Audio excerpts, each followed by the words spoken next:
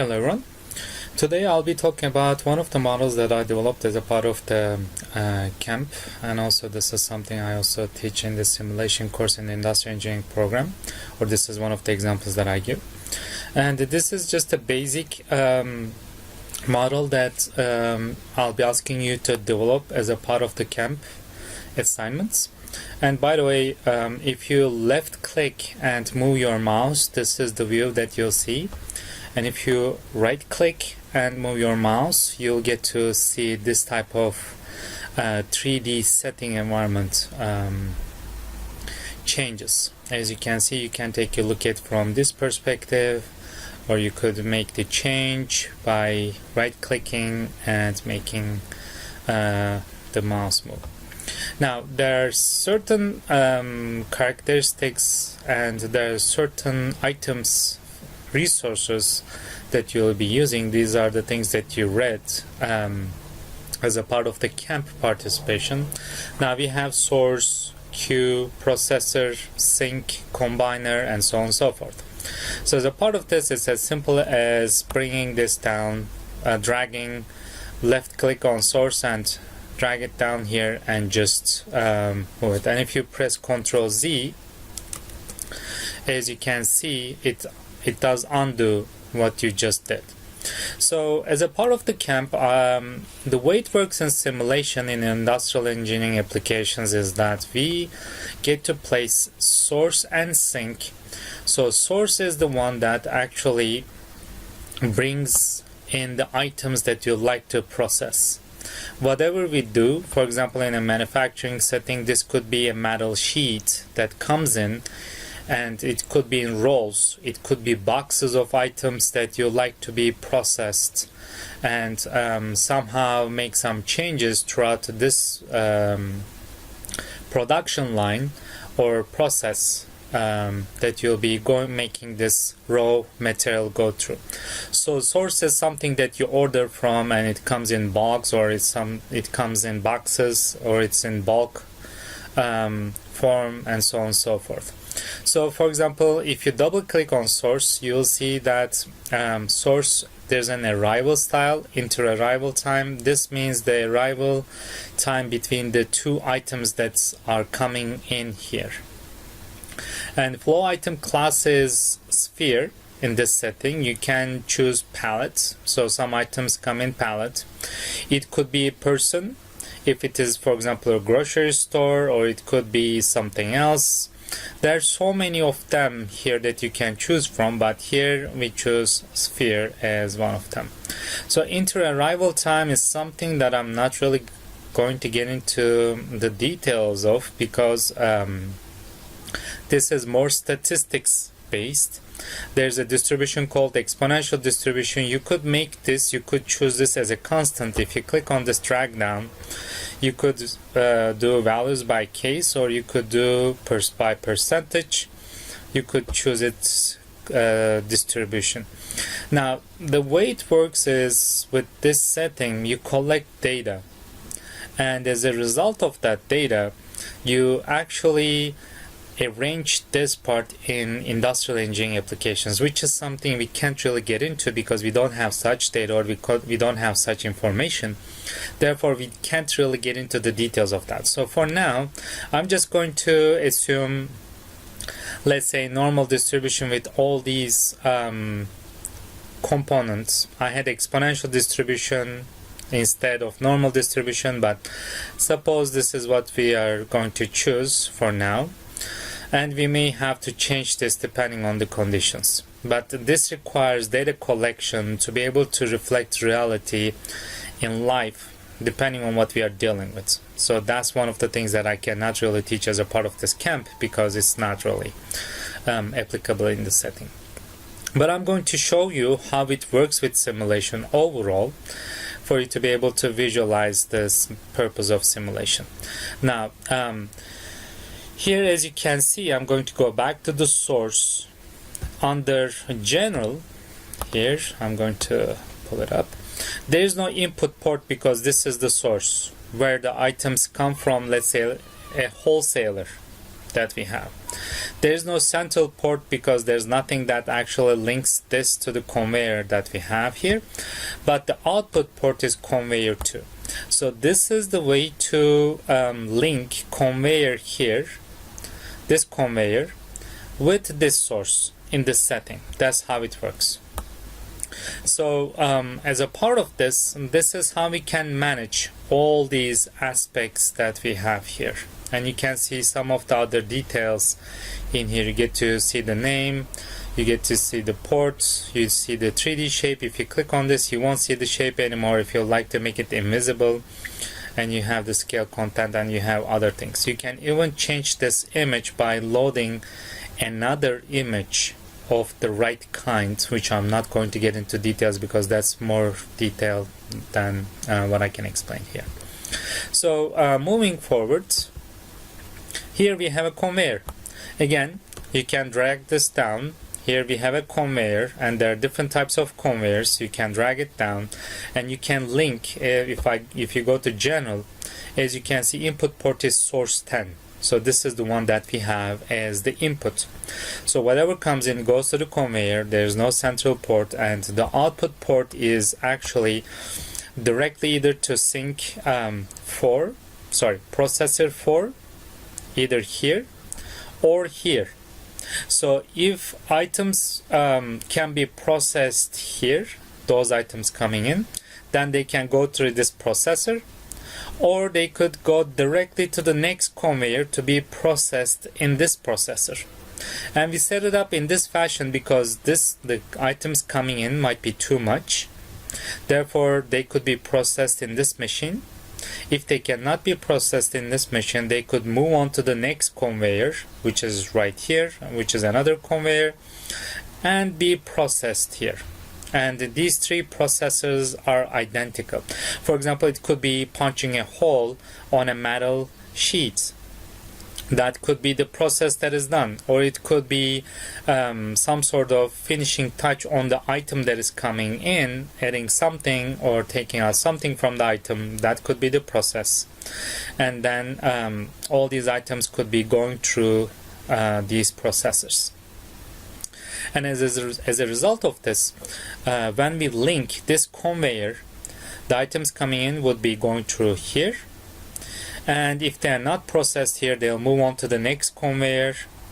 And if they're not processed in this processor, this conveyor moves on some of the items here. But if this processor is not enough to process these items, the next conveyor this conveyor right here, the third one, is going to make them move on to this processor. And as a result of that, we would like to be able to process all the items coming from the source at one of these machines or processors. They could be machines, they could be something else, and then syncing them here. So when we sync them, it means we are done with the process item overall. But let's suppose our processors, the three processors we have, are not enough. Then the items could be going to sync, meaning they are not processed. Therefore, these are the remaining items. Now, as a result of industrial engineering solution, we would like to be able to make all these three processors as efficient as they can be, so that we don't have many items sent to this sync without being processed.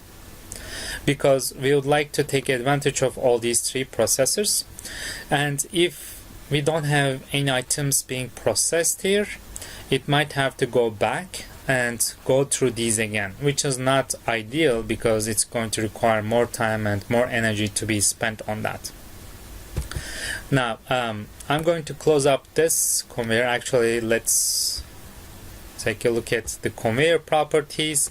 Their speed, the maximum content could be 1000 items, spacing value by 1, and there are certain other aspects that we have that are not so important in this setting, so I'm going to close that up. And this conveyor is exactly the same as the other one, so I'm going to close that up, or similar. It's exactly almost the same as the other two conveyors. So we have 3 conveyors, and I'm going to show you this by moving these, because if I move this, as you can see, actually it is independent.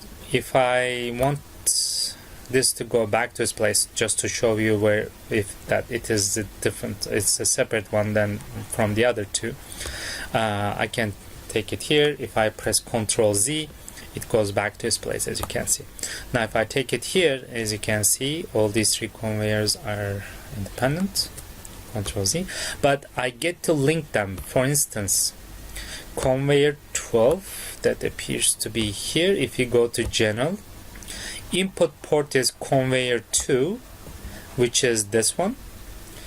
Central port, there is none, and output ports are processor 7, this one, or conveyor 13, which is the next one right here, right? So processor 7, I'm going to show you in a minute all the processors so that you have a good understanding of all these. So this is the way it looks for conveyor 12. And conveyor 13, if you take a look at the general, input port is the previous conveyor because items move on here.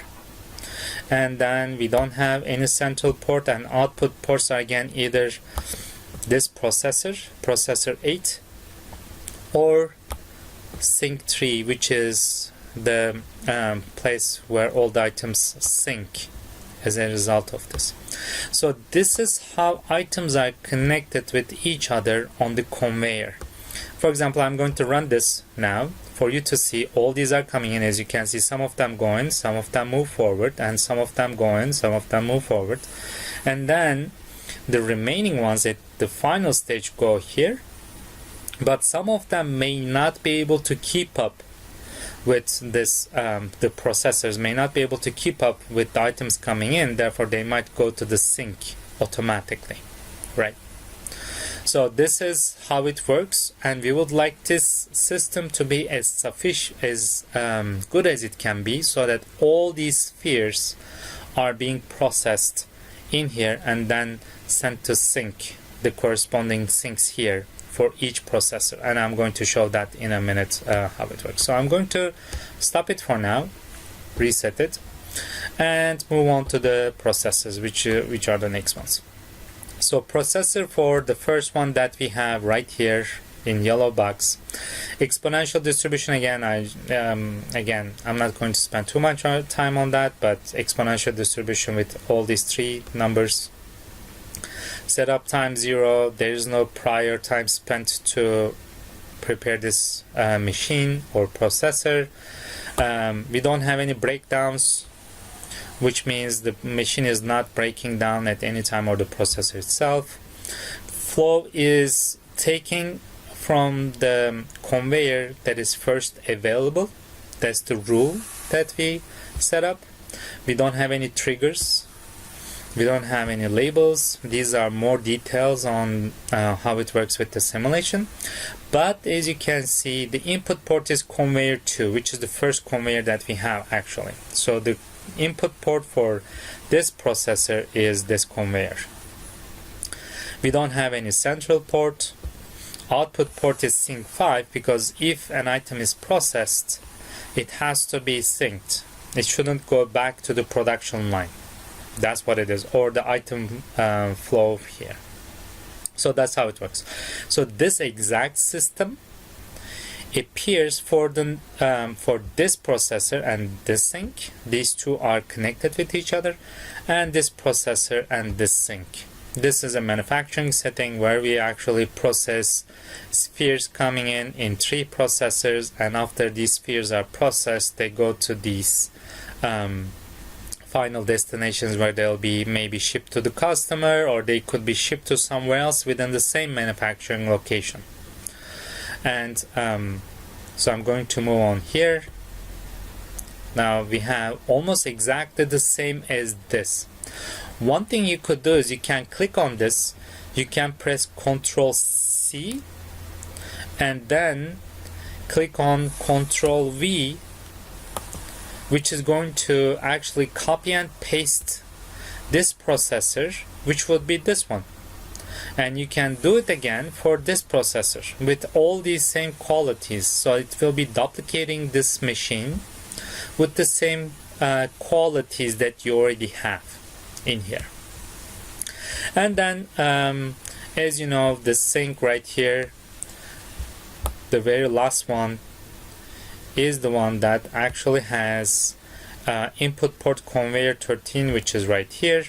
There's no central port and there's no output port, because this is the final destination of all the spheres that are not processed throughout this conveyor line, as you know. So I set up in such a way that these 3 conveyors appear just like a single conveyor. So you need to put 3 conveyors and link them accordingly. So how do we link actually these conveyors? You get to use either connecting objects or disconnecting objects to be able to connect and disconnect. Actually, it's not either. You use these two. And as a part of connecting objects, you say connect objects. And as you see, there is like a chain sign here. And then you will click on this and then click on this. That way you get to connect these 2 conveyors. And then you will need to again do the same thing from conveyor to the processor. Let's suppose you don't want to, and going back to original setting is clicking on this arrow. Now as you can see, I don't see that anymore. So if let's say you'd like to add something here, you can go to general and you can actually click on output ports, right? And then you can look into the properties of the corresponding output port. You can rank them depending on how you like them to be processed, whether it should go to the processor or conveyor first. You like first the items to go to the processor first, and if they cannot be processed, then they should move on to the conveyor. So that's how it is done. If you like to delete any, you can just simply click on delete and you can delete the highlighted one, as you can see here. And you can look into the properties of all these.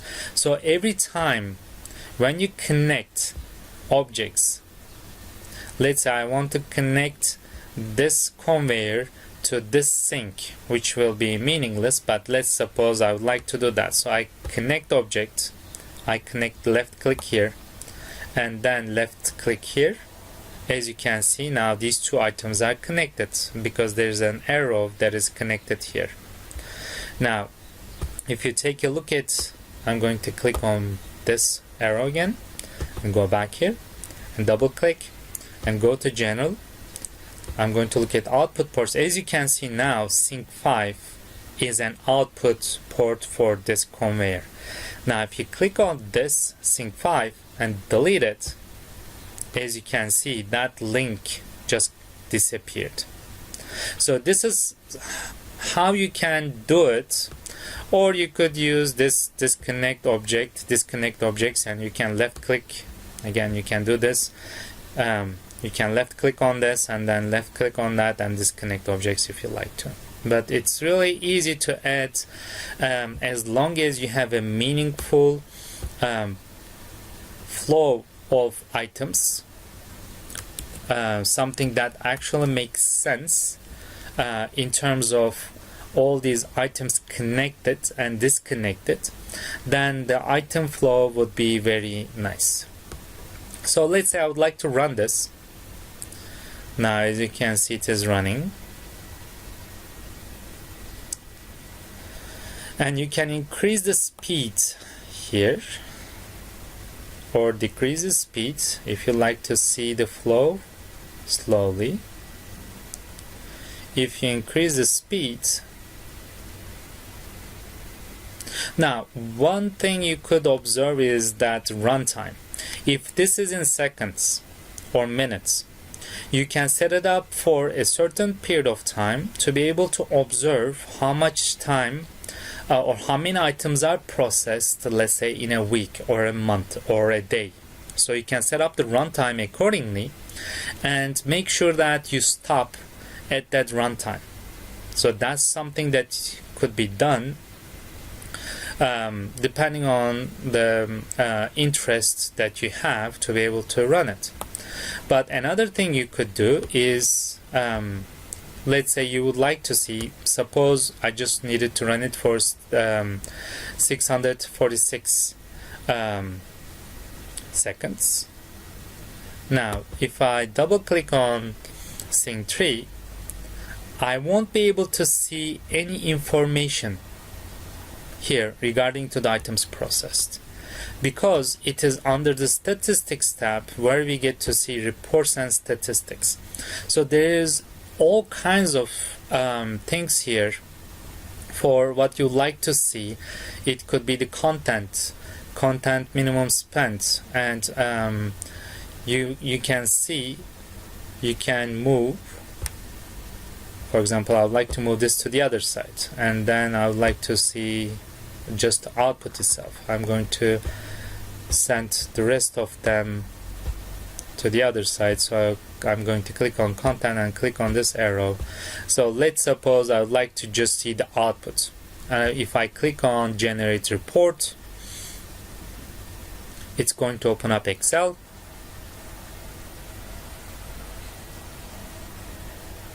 and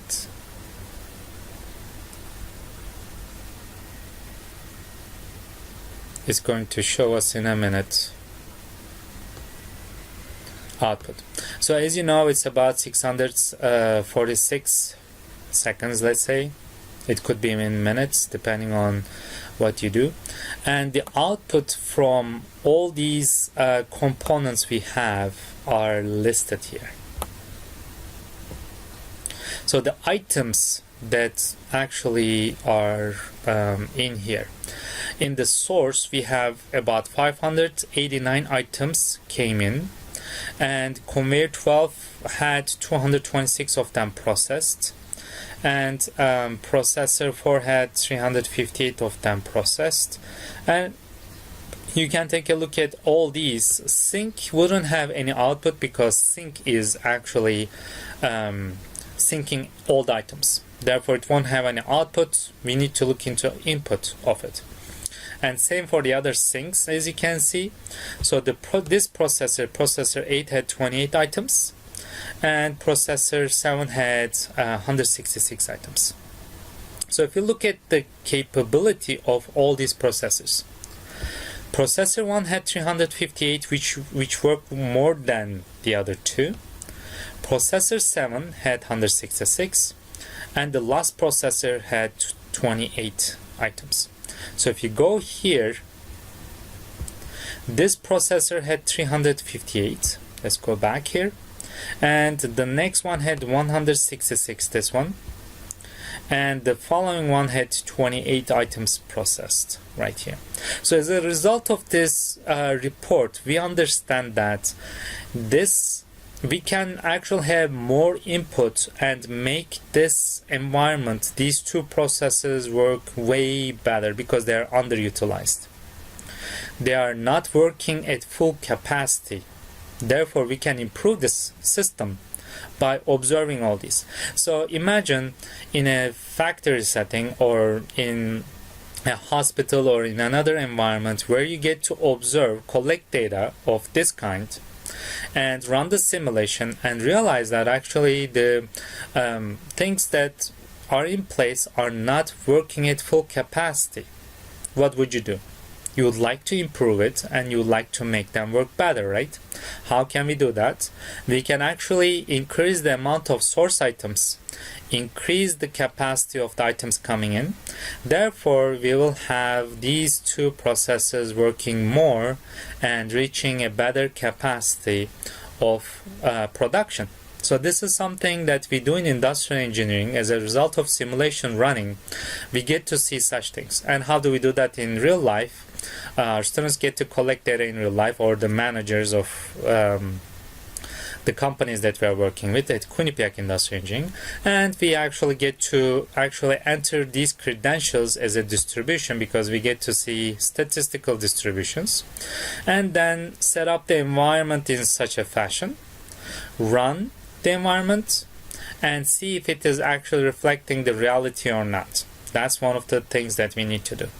If it is reflecting reality, we would like to make changes on the items coming in and see how much it is improved from that perspective. So that's the next step. And if it is improved at a certain capacity, we get to report that and talk to the manager or who is in charge of the operations within the workplace, and suggest to make these changes. Now, if let's say we increase the capacity and it turns out that all these three machines working at full capacity and there are items that are being synced here, so that's not ideal, because there are items that are not being processed that run through this line, and it costs to take items from here back to here and process them again. So this may not be ideal. So the ideal one would be making these machines maybe work 95 to 98% of capacity, and nothing should be synced. Nothing should be coming into this sync, because if they do, then that means these machines are working at full capacity and items are moving here. And moving an item from here to here might be costing, because there might be a forklift or there might be someone who is actually carrying these items from here to here, which is spending time on this part of the process itself. So the ideal one would be reaching about 95, 98 or 99% utilization of these three processors, and processing these spheres in these processors somehow. So this is how we use simulation in an industrial engineering setting of this kind, and I hope you all like this idea of how we use simulation in the workplace. And you can watch other videos. For example, there will be healthcare related video that you can watch and see how healthcare applications work later on. There will be an assignment for you to actually duplicate this setting that I'll be asking you to utilize based on this video. So you'll be watching all these components as I'll be posting this video, and duplicate this manufacturing setting. Thank you for listening, and I hope you all have a good understanding of all these combinations of processors, sinks, source, and conveyors. Thank you.